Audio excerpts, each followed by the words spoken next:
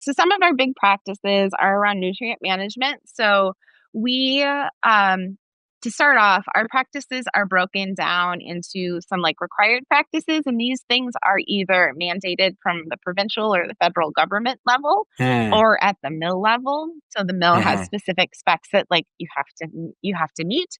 Yeah. Or they're things that we care about so deeply at Oatly, like land conversion, that like there's a no go here, right? Hmm. And so there's like 3 or 4 of those. And then we start to get into like an a la carte menu, and each practice has a point assigned to it. And the point is assigned based on the cost of the practice, the rate of adoption within the region. So if it has a very low adoption rate, it gets a higher point. Mm, Um, and those points really add up to different buckets for farmers.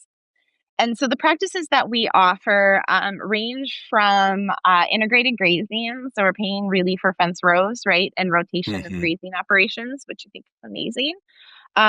We do things like cover crops, though in Canada it's more for green cover and not soil sequestration because Hmm. of the short growing season. And so we're trying to give farmers as many options for things that would work in their operation, right? And they get to pick and choose what works for them. There's no additionality. So these are practices that they could be wanting to make small tweaks, like a diversified cover crop rotation. Mm. This could be things that they want to test out and fail miserably at, right? Like that is agriculture. Like you need to be able to Yeah. experiment. So we try to keep it as welcoming as possible, because I think one of the things that tends to happen is when we start to dictate, we lose people. Mm. These folks are brilliant at business. They know their operations. They know what they want to try and what they don't. So we have to meet people where they're at and kind of work with them to understand what the benefits of these practices are over time.